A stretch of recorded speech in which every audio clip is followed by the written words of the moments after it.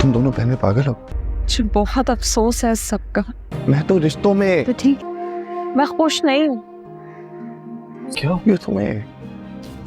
क्या हो गया? ड्रामा सीरियल बेबाजी की बहुओं के आने वाले एपिसोड में आप देखेंगे कि फुप्पू को उसकी बेटी सायरा कह रही होगी कि अम्मा आपने तो अजरा की ऐसी बैंड बजाई है, पर मुझे एक बात का भी डर है कि अजरा इस बात का रिएक्शन नहीं देगी। तो उसकी माँ उसे कहेगी कि ये बातें करना अभी छोड़ दो और तुम्हें तो जश्न मनाना चाहिए कि अजरा को उसी का ही वार उसके ऊपर उल्टा पड़ गया और तुम हो कि अपनी ही माँ को डरा रही हो। तो सायरा उसे कहेगी कि नहीं, मैं इसलिए कह रही हूँ क्योंकि मुझे अजरा भाभी के बारे में सब मालूम है कि वो पास में क्या रह चुकी हैं। वो किसी को भी बर्दाश्त नहीं किया करती थी। अब अगर उनके साथ ना कुछ हुआ है तो वो भी हमारे बारे में कोई ना कोई सबूत निकाल ही लेंगी कि हम यहाँ पर क्यों मौजूद हैं। अगर उसे ये बात मालूम लग गई कि हम इस घर पर कब्जा करने के लिए आए हैं और वो अस्मा वाली बात की बुटीक से मैंने ही पैसे निकलवाए थे, अगर उसे मालूम लग गई तो फिर वो हमें बिल्कुल भी नहीं छोड़ेगी। दोस्तों, पर ये सारी बातें जो होगी अजरा सुन लेगी और फिर जो होगा वो तो ये दोनों माँ बेटियां देखती ही रह जाएंगी। उसके बाद नेक्स्ट सीन में आप देखेंगे कि फरत वासिफ को कह रही होगी कि अजरा भाभी को पता नहीं क्या हो गया है, क्यों खामखाम वो पुरानी बातों को खरीद रही है। दोस्तों, वो देख रही होगी कि वासिफ उसकी बात नहीं सुन रहा और मोबाइल में ही लगा हुआ है।